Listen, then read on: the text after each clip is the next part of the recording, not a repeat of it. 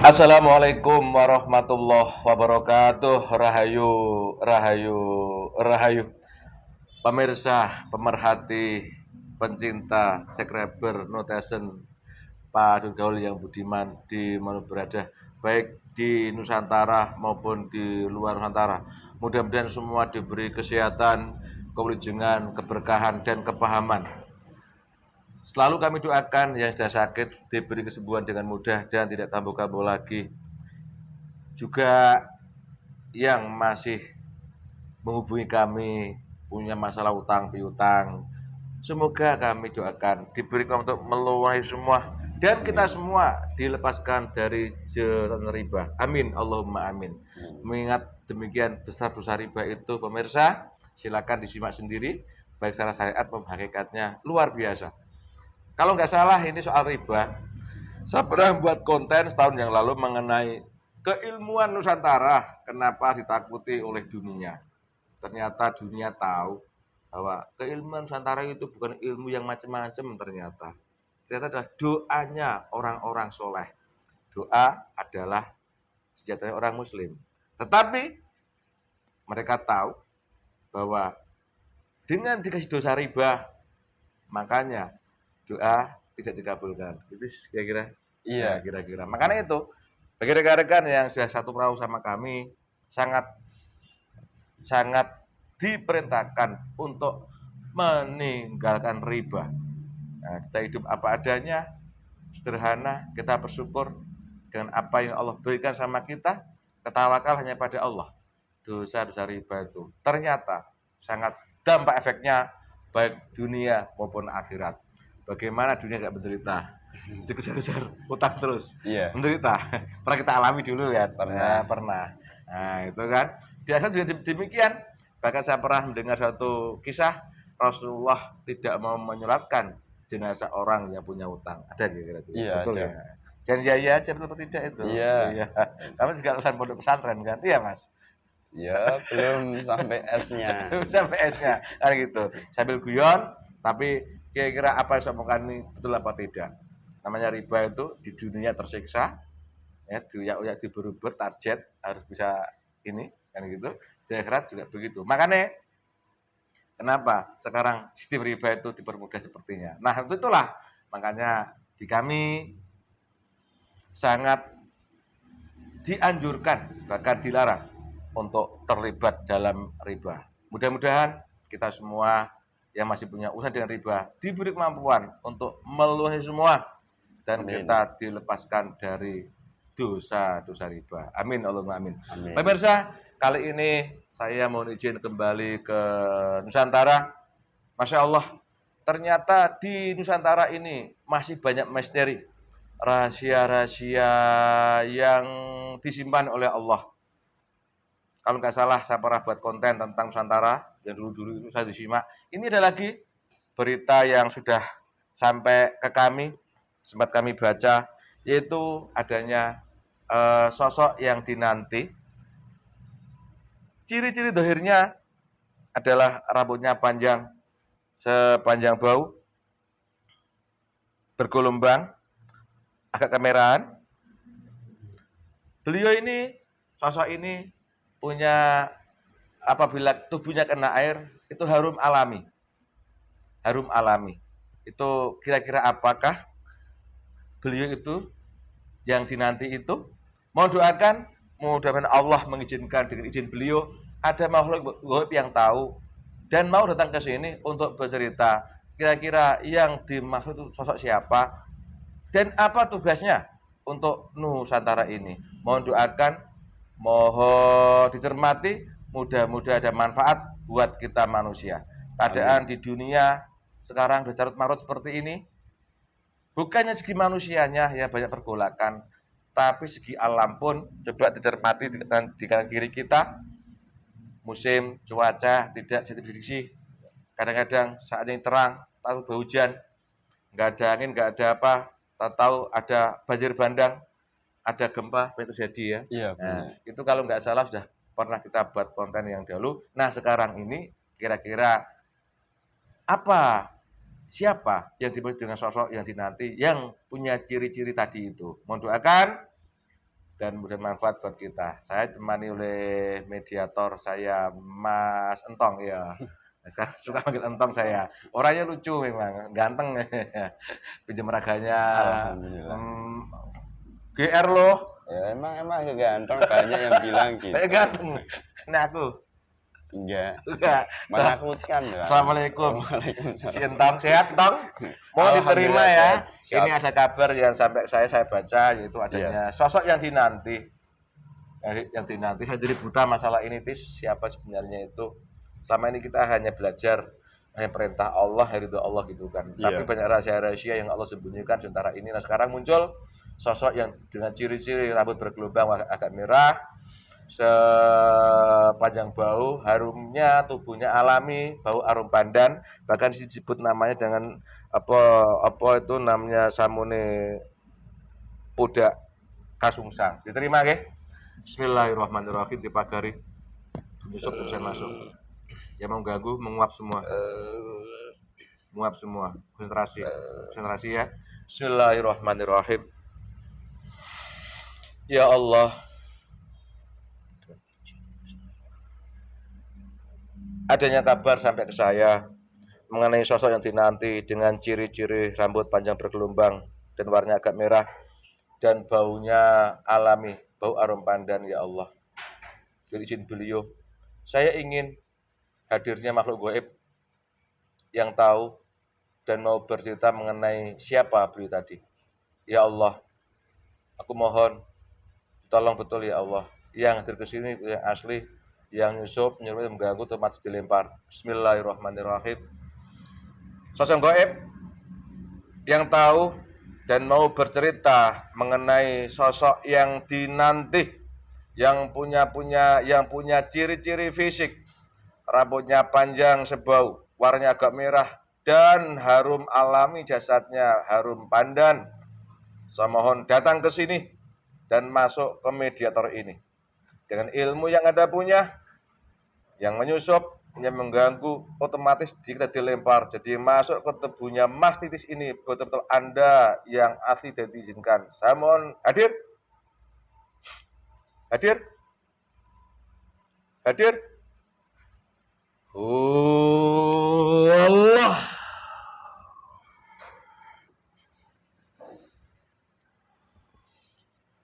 Energi disesuaikan zat ini dengan ilmu yang Anda punya, dibersihkan dulu. Assalamualaikum warahmatullahi wabarakatuh. Waalaikumsalam warahmatullahi wabarakatuh. Bersihkan dulu. Saya mohon. Iya. Untuk membersihkan sementara semua penyusup yang mengganggu. Sallallahu alaihi.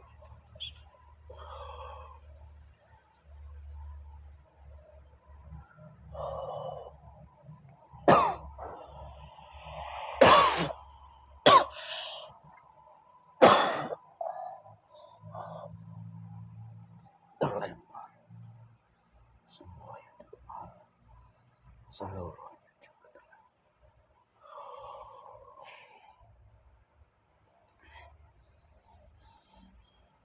Tubuh saya semakin masuk dalam jasad manusia. Masuk menguasai tubuh ini. Sallallahu alaihi Muhammad sallallahu alaihi wasallam. Jadi tenggorokan itu sekalian ganggu vokal. Sebentar. Iya. Yang mengganggu pita suara itu bersihkan sekalian.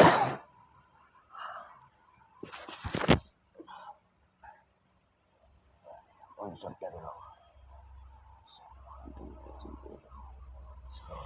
Dan keramuan saya yang terhapus.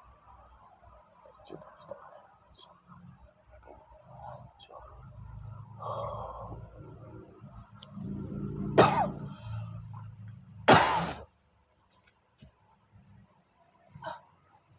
Kembali kepada manusia.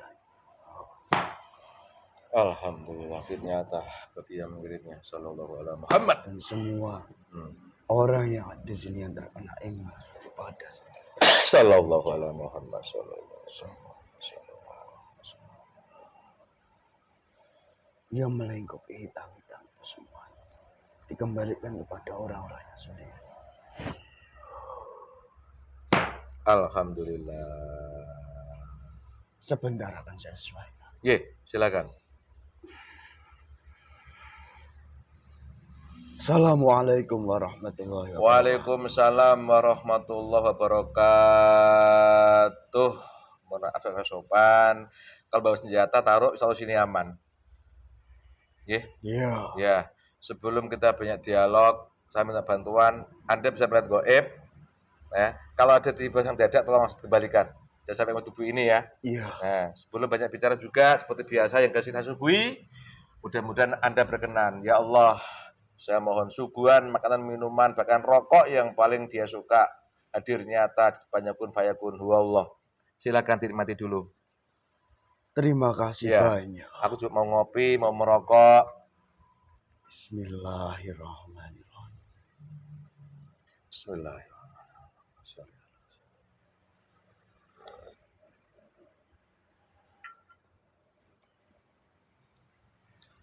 Alhamdulillah. Waalaikumsalam, selamat datang ke tempat saya. Maaf ini, yang masuk ke tubuh teman saya ini apa? Saya dari golongan siluman. Dari golongan siluman. Mohon maaf, tadi tinggal di mana dan bagaimana cara kau tiba-tiba masuk dalam tubuh teman saya ini? Boleh cerita? Iya. Saya tinggal di alam kayangan. Masya Allah. Di mana saya didatangi daripada golongan malaikat. Di saat Anda berdoa memohon kepada Allah dengan izin beliau, Sang Raja di Raja yang bergelar Sang Hyang Nur Cahaya Ningiro. Masya Allah. Dari doa yang tersambung itulah akhirnya dari golongan malaikat benar-benar mendatangi tempat kami, lalu membawa kami ke sini. Namun satu hal ingin saya sampaikan. Siap. Di saat berdoa seperti ini, ya, lebih tepatnya disebut dengan jelas jika memang dengan perintah. Oh siap. Supaya apa?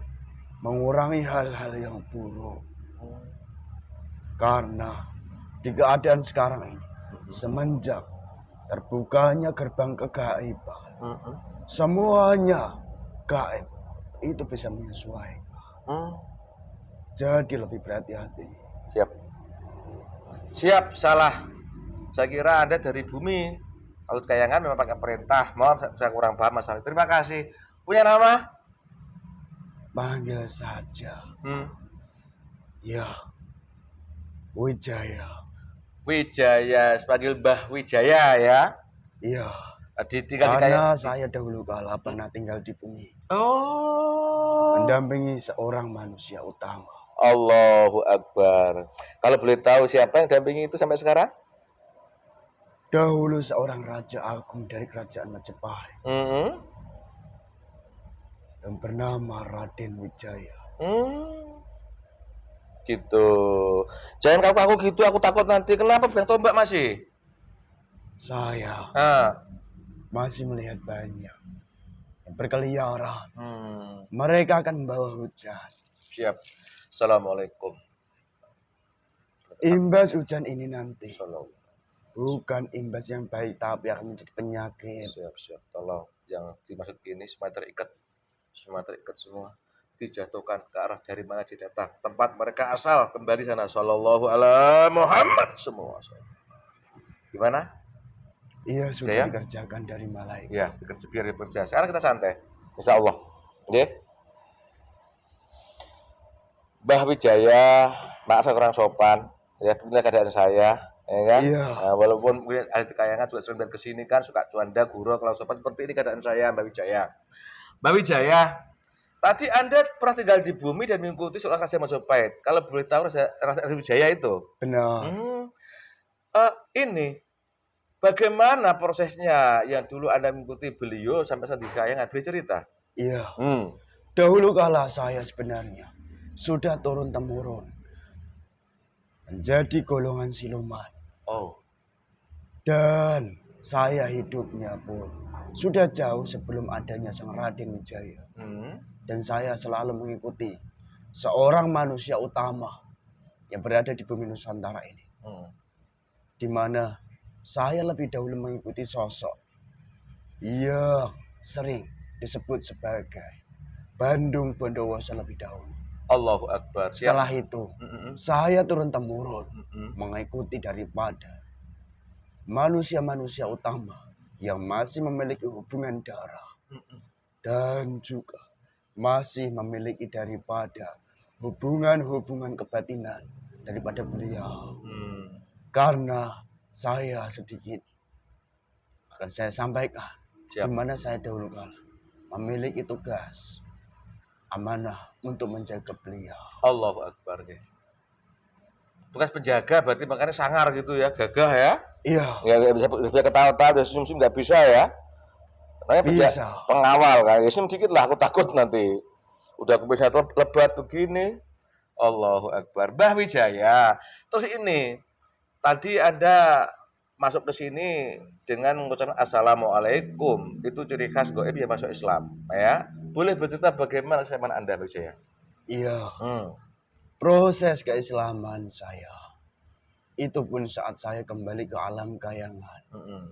Bersamaan dengan seluruh penduduk alam kayangan.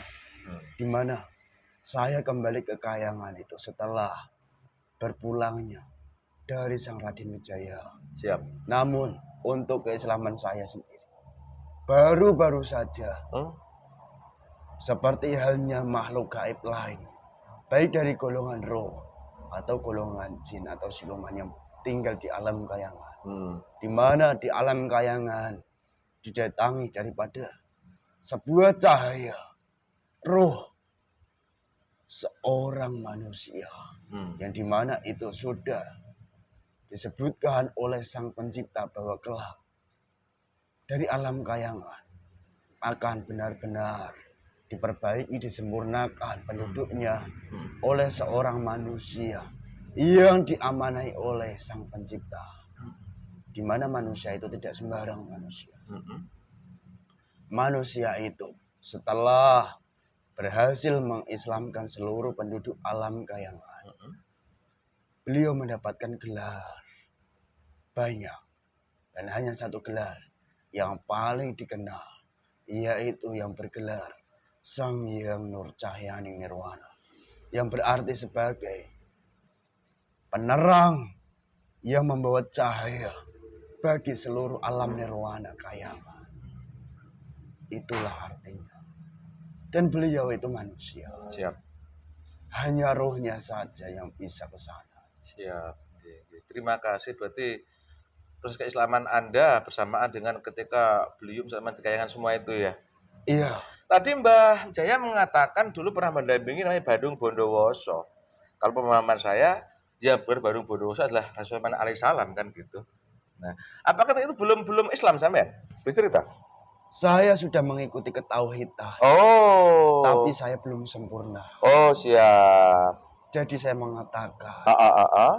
Iya, keislaman saya belum. Oh, gitu. Supaya lebih mudah dipahami. Oh, siap. Oke. Jadi sebelum disempurnakan oleh beliau Nirwana, Anda sudah bertauhid kalau begitu. Benar. Itu mengikuti ajaran Bandung Bondowoso. Benar sekali. Ini, saya manusia awam, Mbah Wijaya. Di Islam pun dipahami tentang bahwa syariat agama Islam itu pelan berbeda-beda. Di mana pada musim Nabi membawanya begitu. Bisa bercerita tentang perbedaan cara ibadah ketika masih tauhid dengan sekarang sempurnakan? Bisa cerita? Iya, sangatlah berbeda. Di mana dahulu kala di saat golongan manusia mengikuti daripada ajaran Bandung Bondowoso, manusia itu beribadah hanya mendatangi sebuah tempat, di mana tempat-tempat tersebut adalah tempat ibadah yang terbuat daripada bebatuan atau yang lebih dikenal sebagai candi. Dan setelah daripada utusan yang terakhir diturunkan oleh Sang Pencipta sebagai Sang Pembawa Risalah, siap, yang bernama Baginda Nabi Muhammad, baru dari syariat Islam itu semuanya disempurnakan. Oh gitu. Itu pun berbeda tata caranya. Siap. Ibadah dahulu kala hanya mendatangi tempat-tempat, datang ke candi, hanya mengesahkan Tuhan melalui syair dan juga melalui keyakinan di hatinya. Namun di saat syariat yang dibawa oleh utusan yang terakhir, manusia itu harus benar-benar menyembah kepada Sang Pencipta dimanapun berada, karena di akhir zaman tempat ibadah peninggalan dari Bandung Bondowoso itu tidak banyak. Jadi di saat utusan yang terakhir diperintahkan untuk menerima daripada sebuah syariat sholat, utusan yang terakhir itu dipanggil oleh Sang Pencipta langsung di alam sana. Dan sangat berbeda prosesnya dengan kekasih-kekasih yang lain. Siap. Itu saja yang lebih Siap, jelas. ya. Jadi sekarang ini Mbah Wijaya mengikuti syariat Nabi Muhammad SAW. Benar. Seperti sholat, ya puasa itu seperti manusia ini. Kami mengikuti. Siap. Jadi jelas perbedaannya kalau gitu Mbah ya. Sangat jelas. Siap, ini kan ya di level manusia Islam paham juga masalah itu. Makanya perlu diceritakan bahwa goib pun yang sudah masuk Islam sama cara ibadahnya pada manusia kan gitu. Iya. Minum dulu Mbak. Tapi di keadaan ini juga banyak gaib. Ya. Yang seolah-olah disempurnakan manusia. Tapi hanya lapisan luar. Di mana mereka hanya menipu daripada banyak manusia. Seperti yang sudah dikerjakan oleh beberapa kalangan manusia. Terutama di Nusantara. Di mana mereka tidak tembus sampai di hati. Mereka lebih menginginkan keislaman hanya di lisan. Dan begitu manusia nantinya lengah, manusia itu akan disesatkan kembali. Astagfirullahaladzim, la haula wala quwata illa billah. Jadi minum dulu Mbak Wijaya. Terima kasih. Ya, sama-sama. Subuhan saya ala kadarnya Mbak Wijaya ya. Iya. Oke. Bismillah.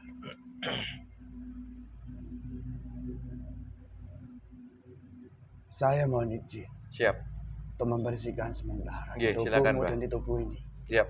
Banyak golongan perempuan. Itu saya. Iya. Di tubuh ini juga. Di matanya. Ayo gue. Semua ini nakal-nakal nih Mbah. Marahi Mbah. Kameramen itu juga gak jauh dari itu. Semua menjadi Islam. Sempurna. Dan semua jin perempuan yang jasad manusia.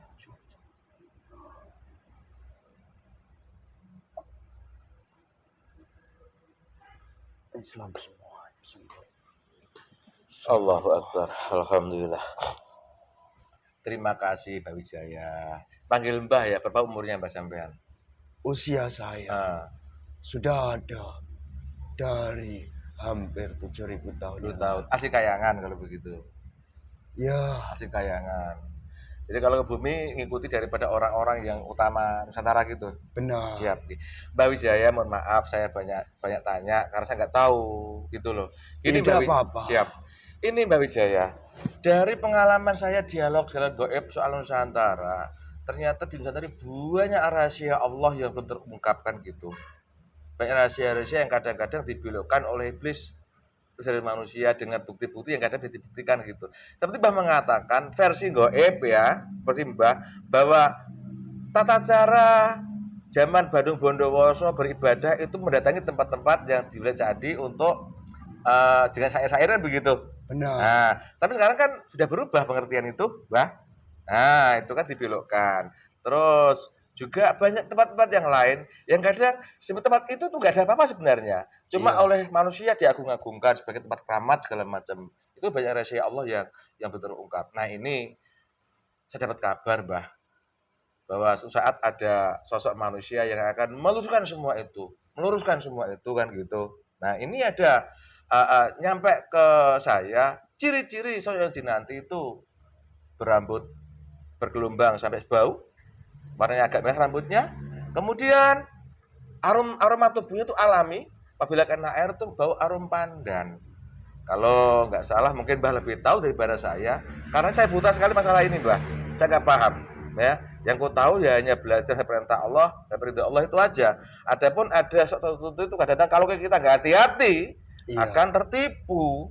Orang punya kelebihan dikit disembah, orang punya kesatuan dikit diagung-agungkan. Ini ternyata banyak menipu Nusantara ini. Memang sudah banyak terjadi Nah, hal-hal untuk seperti itu. itulah makanya dengan adanya berita yang saya terima ini masalah susah tadi, aku mohon pada Allah dengan izin beliau Sang Nirwana diperintahkanlah Mbah Wijaya yang datang ke situ dari Kayangan. Bisakah Mbah cerita masalah itu? Silakan Mbah ceritakan. Iya. Siap. Akan saya ceritakan. Oke. Seringkas mungkin yang diizinkan saya sampaikan. Siap. Di mana sosok yang dinanti manusia di Nusantara ini adalah sosok manusia utama. Bukan sembarang manusia. Siap. Seperti halnya yang sudah banyak dipahami oleh manusia melalui serat Jangka Jayabaya. Sosok ini adalah ciri dari seorang Satrio Piningit. Di mana Satrio Piningit ini sendiri manusia pilihan yang pasti tidak akan pernah bisa dikenali dan diketahui oleh manusia.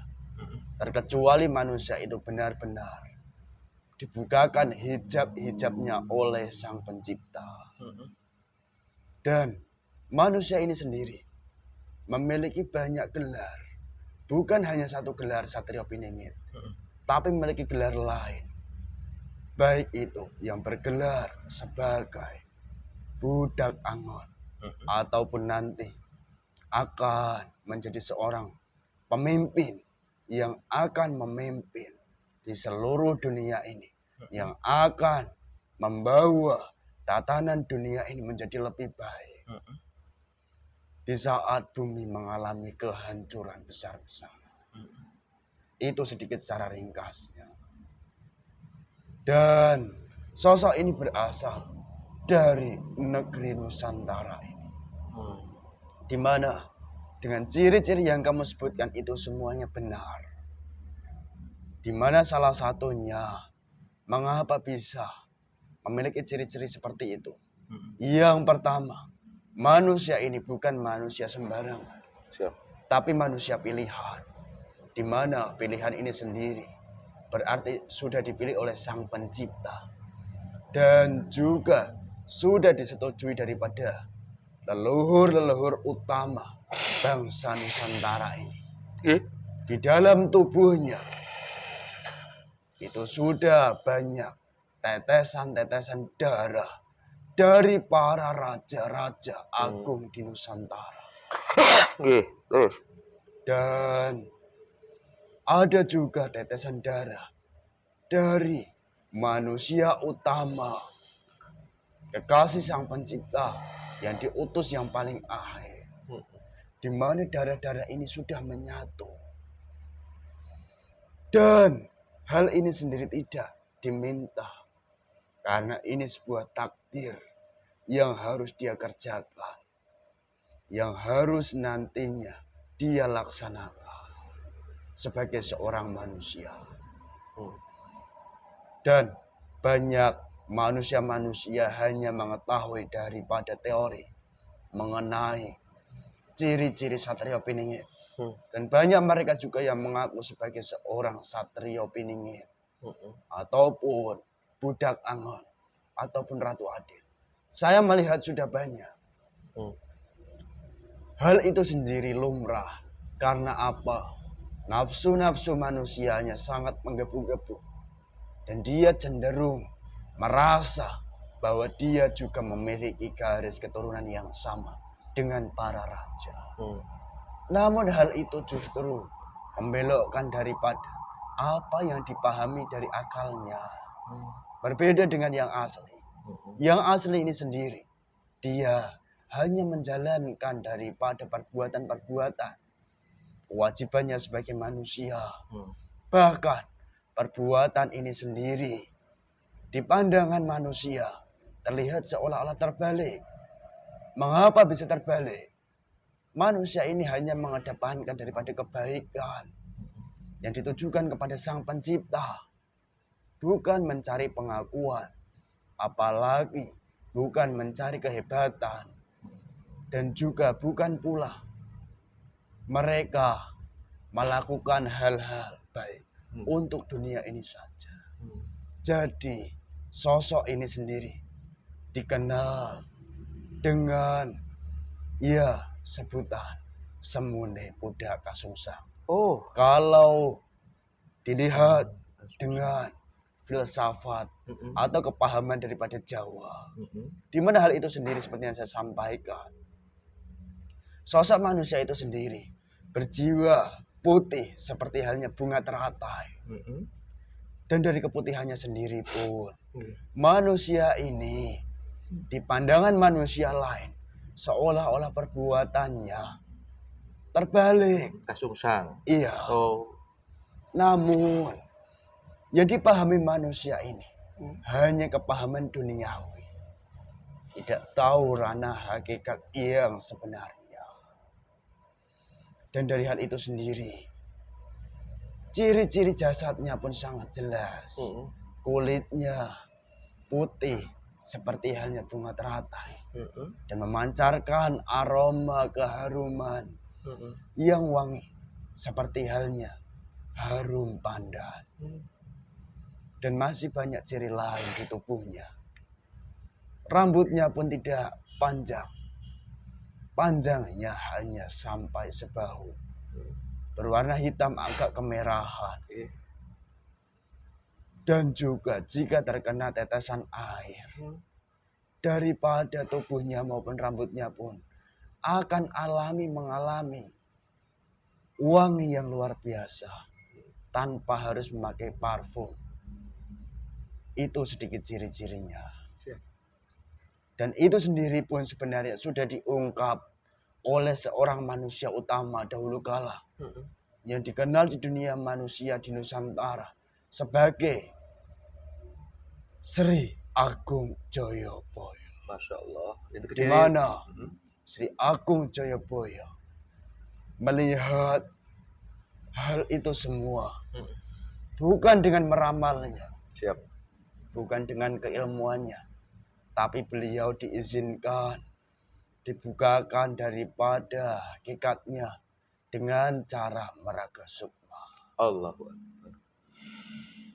Itu sedikit yang bisa saya sampaikan. Siap. Jika kamu bertanya silakan. Siap. Minum dulu, Mbah. Tidak usah menangis. Ya. Bismillahirrahmanirrahim. Terima kasih, Mbah.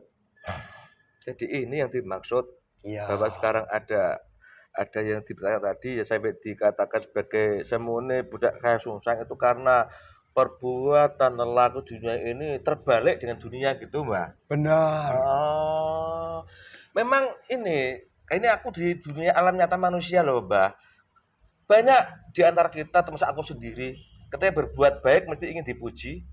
Ada unsur dunia kan gitu. Iya. Nah, jadi itu dipikir wajar-wajar saja. Tapi ini ada sosok manusia, justru malah di perbuatan dunia ini kadang jangan terbalik gitu. Benar Di sekali. beliau hanya mengharap istilahnya hanya ke Allah, kebaikan ke Allah gitu. Benar. Oh siap. Tapi ini Mbah, tadi Mbah mengatakan sosok ini sangat dinanti dengan ada carut marut di Nusantara maupun di dunia. Iya. Bahkan Mbah tadi juga menyebut namanya Sri Prabu Jayabaya. Kalau saya pernah ke sana di pemenangan itu juga bercerita. Beliau tahu semua itu sampai dituangkan dalam sebuah buku. Itu bukan cara meramal ternyata. Bukan. Bagaimana Mbah bercerita? Peristiwa itu sendiri sebenarnya berlangsung lama dulu. Siap. Di mana Sri Agung Joyoboyo, beliau adalah seorang raja yang sudah otomatis teraliri darah raja juga. Dan juga teraliri daripada sebuah keilmuan. Di mana dari keilmuan yang beliau miliki pun tidak sembarang keilmuan yang bisa dimiliki oleh setiap manusia. Dan beliau sendiri memiliki daripada seorang guru yang dimana guru itu membimbing untuk menyempurnakan daripada laku keilmuannya sebagai seorang manusia.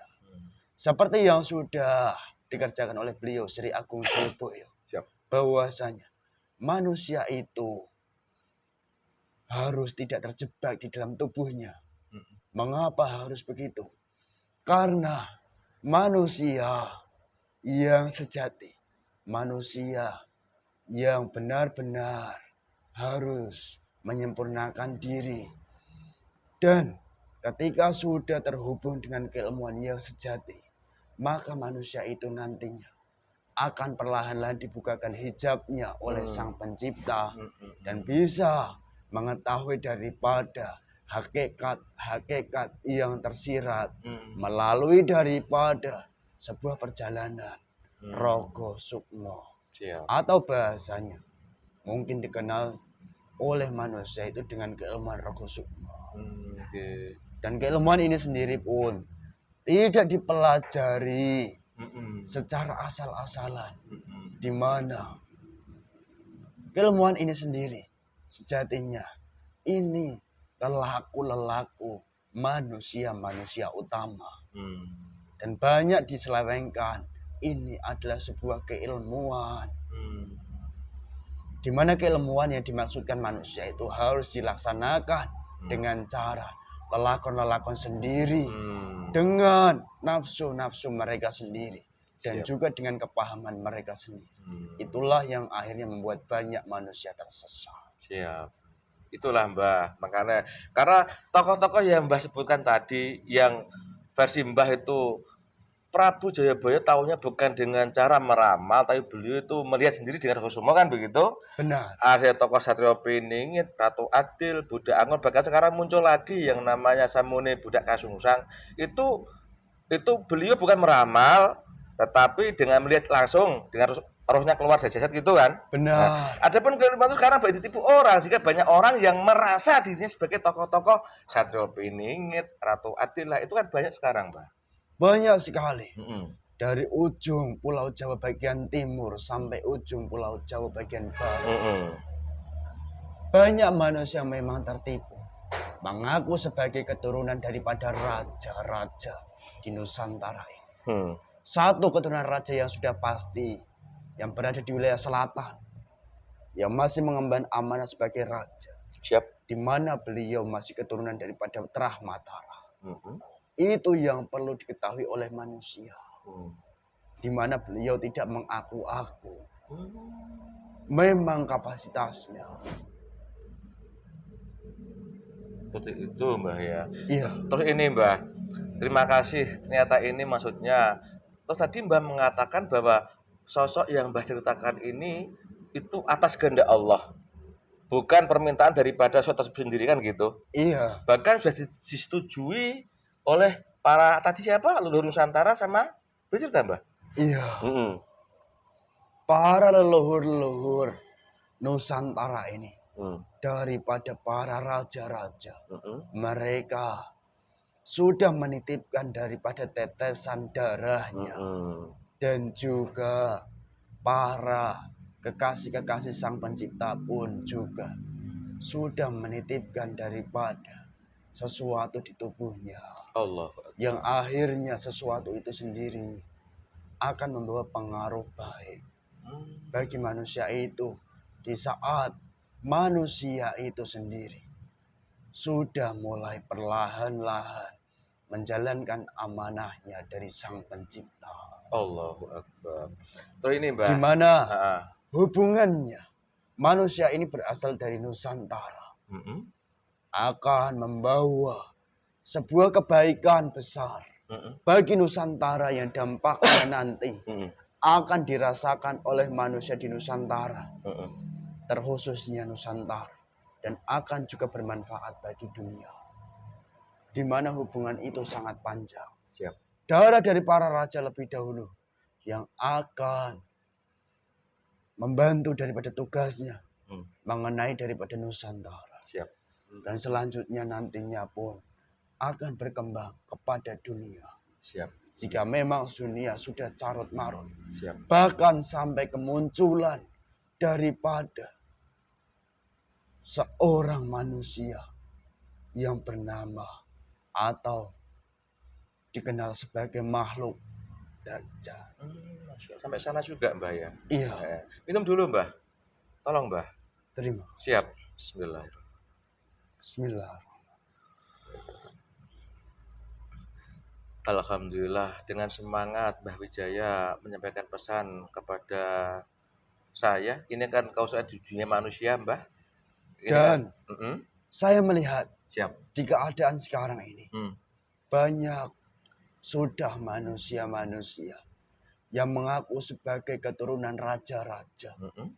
Mereka cenderung mengotori daripada bangsa Nusantara ini dengan perbuatan-perbuatannya yang semena-mena. Bahkan ada juga manusia-manusia yang mengaku sebagai keturunan raja, yang mereka juga hanya menjadi budak bangsa-bangsa lain. Boleh dicontohkan bentuk nyata manusia? Contohnya apa, Mbah, itu? Boleh ceritakan? Seperti kejadian yang sudah ramai sekarang ini terjadi. Tidak saya sebutkan secara gamblang. Di mana sudah mulai carut marut mengenai daripada tongkat estafet kepemimpinan bangsa Nusantara ini. Hal itulah yang sudah terjadi. Dan banyak manusia mengaku sebagai keturunan raja, mereka juga ikut andil untuk memperkeruh suasana di Nusantara ini. Siap. Terus ini, Mbah, kalau boleh tanya, kalau diizinkan jawab bahagia. Saya pernah mendengar kalau ini masa Nusantara, yang dunia nanti, Mbah, ya. Nusantara dulu. Iya. Tentang perbaikan Nusantara ternyata sudah setujuinya oleh seluruh Nusantara tentang sosok tadi itu kan gitu. Saya pernah mendengar suatu gelar pangeran dari timur. Ayo, Mbah tahu soal itu? Iya. Boleh ceritakan? Gelar pangeran dari timur itu sendiri memang ada. Dan disematkan kepada seorang manusia. Di mana gelar ini tidak diketahui oleh kalangan manusia biasa. Siapapun manusia itu, jika belum dibukakan hijabnya oleh Sang Pencipta, tidak akan tahu. Siap. Dan gelar ini disandang juga oleh seorang manusia tadi. Allahu Akbar. Di mana gelarnya tidak hanya 1, 2, 3, atau 10, tapi hampir 1000 gelar. 1000. Saya pernah mendengar yaitu ada gelar pangeran dari timur kan gitu. Jadi sosok tadi yang Mbak sebutkan Satrio Piningit itu kan nggak diketahui. Kayak Piningit kan nggak diketahuan tuh, Mbah. Iya. Nah, kalau ada orang Piningit berarti gimana, Mbah?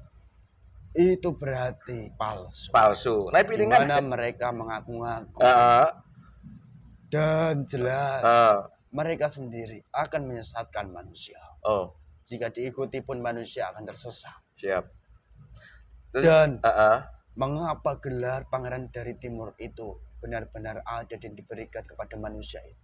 Karena manusia itu sendiri memang berasal dari bumi Jawa di bagian timur yang berbatasan dengan tengah. Allahu Akbar. Itu saja. Siap, nggih. Jadi ini ternyata yang Mbah pesankan pada kami, pada manusia tentang sosok yang dinanti, yang berdirikan rambutnya bergelombang sebau, kulitnya putih, terus rambutnya agak merah, baunya bau pandan, yang amalan kegiatan sehari-hari itu dianggap kebalik oleh orang awam, orang umuman, sehingga punya nama Semun Sebut Suncang, itu betul itu. Benar sekali. Dan beliau juga menyandang gelar pangeran dari timur begitu. Iya. Allahu Akbar. Sekiranya ada yang mungkin saya tidak sempat bertanya, Mbah Wijaya, adakah pesan untuk orang Indonesia saat ini tentang tadi? Iya. Pesan saya. Siap. Sebagai manusia yang tinggal atau hidup di Nusantara, tetaplah menjalankan kehidupnya yang sebenar-benarnya seperti halnya ajaran leluhur yang sudah agung. Itu harus dilestarikan yang memang benar. Yang benar. Akan tetapi jangan mengada-ngada, apalagi hanya dengan akalnya sendiri. Seolah-olah mengatakan bahwa manusia itu mengikuti daripada ajaran leluhur. Karena ajaran leluhur yang agung itu sendiri pasti membawa kebaikan bagi manusia itu sendiri. Hmm. Dan kebaikan itu sendiri akan kembali kepada Sang Pencipta. Siap. Dan juga Mm-mm. pesan saya, tetap berhati-hati karena banyak pengakuan dari setiap manusia. Mm-mm. Di mana manusia-manusia ini tidak manusia biasa-biasa. Manusia memiliki keilmuan dan kelebihan. Jadi, jika manusia tidak memiliki rasa iman dan landasan keyakinan yang kuat, maka manusia nantinya akan tersesat dengan sosok-sosok yang seolah-olah asli namun menipu. Mal palsu. Okay. Dan juga di keadaan sekarang ini, carut marut ini sudah benar-benar dimulai. Siap. Tetaplah pegang ajaran dari leluhur, di mana persatuan dan kesatuan dari sesama manusia tanpa harus membeda-bedakan, itu pun harus dipegang dalam koridor yang benar. Di mana carut marut ini sendiri sudah dimulai, di mana dari leluhur Nusantara pun sudah berkumpul dan juga sudah menyidangkan mengenai daripada carut marut Nusantara ini. Jadi manusia itu harus berpegang dengan landasan keyakinannya yang kuat supaya tidak terombang-ambing dan mudah tersesat, apalagi terperdaya daripada carut marut ini.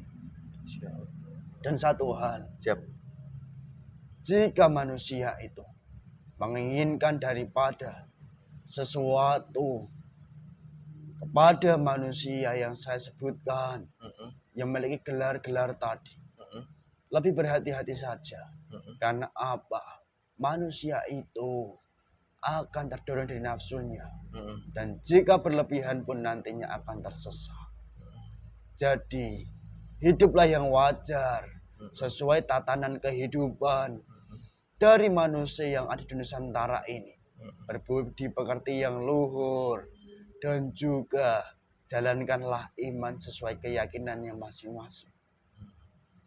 Dan yang pasti, tetaplah berbuat baik kepada sesama manusia. Seperti apa yang sudah diajarkan leluhur Nusantara ini.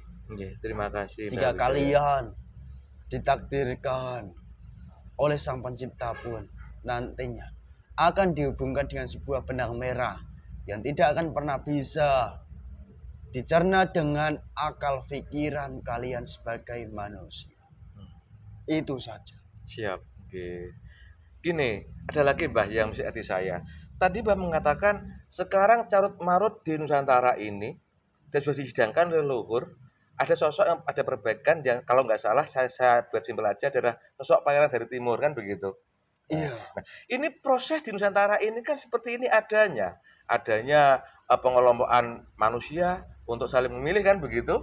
Nah, sedangkan tadi Mbah mengatakan adanya sosok Semune Budak Kasungsang itu berbalik. Nah, saat ini kan di Nusantara kan orang terkenal itu yang dikelompok-kelompokkan untuk dipilih, kan gitu. Iya. Padahal sosok daripada paling dari timur ini kalau melihat gelar yang lain adalah Semune Kasungsang, orang nggak terkenal. Bagaimana mungkin jadi perbaikan Nusantara ini? Itu ya. Pak. Beliau Semune Budak Kasungsang tidak melakukan perbaikan sekarang ini. Akan tetapi beliau kelak yang akan melakukan perbuatan daripada perbaikannya kelak setelah daripada kehancuran besar. Di mana yang saya maksudkan? Daripada sidang dari para leluhur Nusantara ini sendiri, yaitu menghubungkan tongkat estafet kepemimpinan yang terakhir ini dengan manusia yang akan memimpin, yang disetujui oleh Sang Pencipta. Siap. Jadi bukan beliau langsung begitu? Tidak. Di keadaan ini beliau pun mendukung dengan hal-hal yang tidak diketahui oleh kalangan manusia. Siap. Yang pasti begitu. Siap. Beliau tidak ikut andil secara langsung. Tapi andil beliau pun akan dirasakan oleh banyak manusia. Dan banyak nantinya tidak akan mengakui daripada andilnya beliau. Gitu ya. Iya. Jadi kembali kepada gelar tulisan susang tadi itu ya. Enggak diperhatikan di dunia, tapi hanya untuk Allah, tapi damai terasa gitu. Benar. Nah, ini sedikit kalau saya boleh tahu, Mbah. Ini kan di Nusantara ini kan akhir-akhir ini getol ini. Bangun jalan tol, bangun bendungan-bendungan, bahkan sekarang ada perpindahan daripada ibu negara. Itu kan bentuk bangunan fisik yang perubahannya besar kan gitu. Ini saya pribadi loh, Mbah. Ini lancar sekali. Bangunnya kapan, mulai kapan, tahu diresmikan. Diresmikan. Adakah peran beliau tadi di belakang? Ada. Boleh cerita? Di mana banyak dari golongan-golongan malaikat. Allahu Akbar. Itu juga berjuang. Siap. Melaksanakan tugas, perintah dari Sang Pencipta. Dan mengapa beliau semuanya budak kasungsang itu diizinkan? Karena itu sudah perintah dari Sang Pencipta. Siap. Jadi, dan juga pemimpin dari Nusantara ini sendiri pun tidak sembarang manusia. Di mana para pemimpin dari bangsa ini sendiri, pemimpin yang memiliki daripada darah pemimpin, sekalipun di zamannya nanti akan mengalami kehancuran. Itu yang perlu dipahami. Siap. Dan juga kedepankan daripada akhlak budi pekerti dari leluhur bangsa Nusantara ini. Siap, itu yang saya sampaikan. Siap, okay. Terima kasih Mbah Tidak Wijaya. bisa saya ceritakan lebih Siap, panjang mengenai pemimpin Siap. Nusantara. Jadi peran manusia yang bergelar Pangeran dari Timur atau Beraksungsang saat ini pun sudah ada efeknya ya. Iya. Ada efeknya. Tadi saya sebutkan tadi perpindahan ibu kota negara, jalan tol, pembangunan bendungan-bendungan itu cepat tahu selesai, itu ada peran beliau juga ya. Oke. Daripada saya banyak tanya nanti nafsu saya muncul, Mbak Wijaya, terima kasih banyak. Sebelum Mbak Wijaya kembali ke Kayangan sana, ada pesan buat kami di sini? Pesan saya, siap, laksanakan daripada semua tanggung jawab kalian sebagai manusia dengan benar-benar, dengan cara yang benar, dan juga lebih berhati-hati dan waspada terhadap tipu daya yang semakin hari semakin tipis dengan semua kebenaran. Karena apa? Sekarang ini hal-hal yang benar pun sangat tipis dengan hal-hal yang menyesatkan. Jadi lebih berhati-hati dan waspada. Siap, okay. Dan jangan mudah terpengaruh, terprovokasi dengan hal-hal yang memancing ataupun menyakitkan. Karena sudah banyak carut-marut dimulai daripada hal-hal seperti itu. Terima kasih Mbak Wijaya. Sebelum kembali ke Kayangan, silakan dihabiskan dulu suguhan saya. Iya. Siap. Terima kasih. Yeah. Bismillahirrahmanirrahim.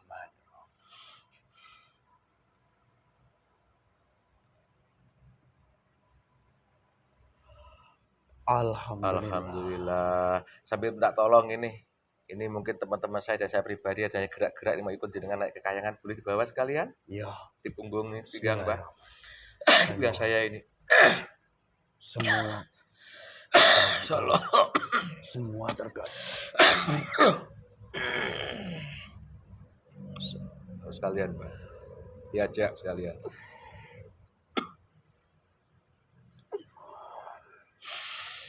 Allah. Rasa Mas. Rasa ya? Dari semua. Semuanya Mbah, tolong Mbah. Yang pinggang saya agak kanan ini Mbah. Itu bukan. Apa? Terus aku dewe. Iya. Itu terus apa? Cari cewek. Dari kemaksiatan. Oh. Itu harus diperjuangkan. Siap. Jam-jam di sini istiqomah Mbah. Alhamdulillah.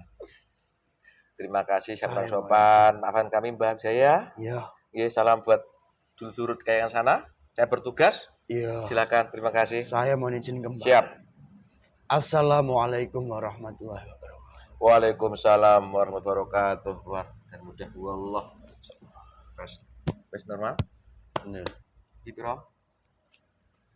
75.